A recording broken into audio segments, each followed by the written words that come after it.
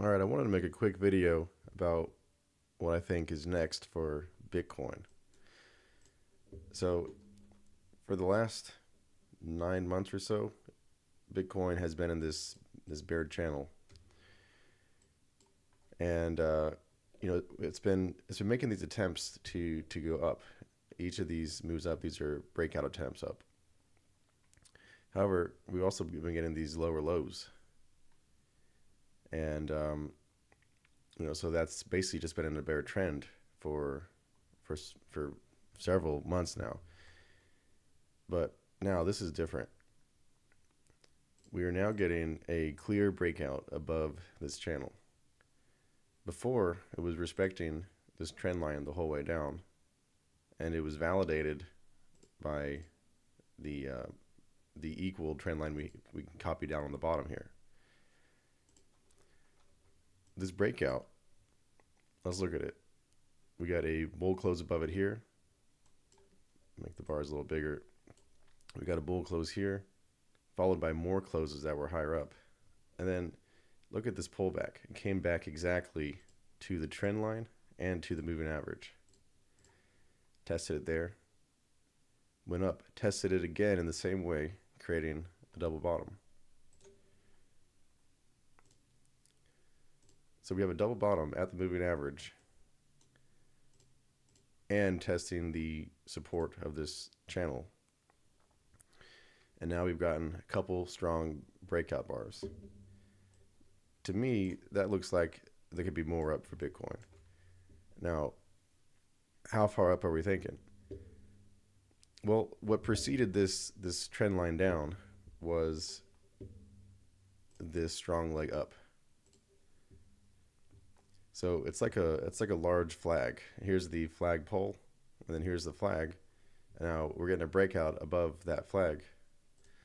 So I would expect a leg up from that. Now, where would I put my leg up? Where would I start it from? I'd rather start it closer to what the breakout point might be. So instead of putting it like at the lows down here, I would rather put it where the breakout would be. So we have leg one, and this is essentially just an extended pullback, and then respecting leg two. Now, when you draw a leg one, leg two like this, you should expect that it will go up at the same rate as the first leg did. So the angle and the momentum should be about the same. So it should. So basically, we would expect price to follow this line up like this. In this scenario, I'm not expecting it to just go straight up like it did here. However, I am expecting that this will still be the area of our price target. So I don't think it'll go. Well, I don't think we'll just break out, continuously up through here at that same pace. But I do think this will be around our price target. So this leg up puts us around 95. If we put it up even higher, that target is putting us around 100,000. I made a video in late July around here where I was talking about something similar like this, and I was talking about 100,000 would be the price target for the end of the year, and I think that's a reasonable price target for the end of the year. I think that might be a bit aggressive with 2 months left. However, we have the elections coming up. There's going to be some volatility around that. Going to be some volatility around the end of the year. It's going to be we're having this breakout that everyone is seeing is happening. All the big players they know this is different from this. So we know there's a breakout happening. There's larger political events like I think the election coming up. We have the end of the year coming up. We're a bit away from the halving now. The halving was in I believe it was April of this year. And so that kind of that news event is now sort of in the past, and now we're starting to gain momentum coming out of that halving event is kind of how I see it. So like here, we had this run up to the halving event, and this was kind of a buy the rumor, sell the news. So buy the rumor, then the halving happens, then we've had this pullback since then. And now I think Bitcoin has found its legs again, and we have the potential for a breakout up to 100,000 by the end of the year. If it doesn't happen by the end of the year, I still think 100,000 is, that's what people have their eyes on. That's the target for, the near to medium term future over the next few months.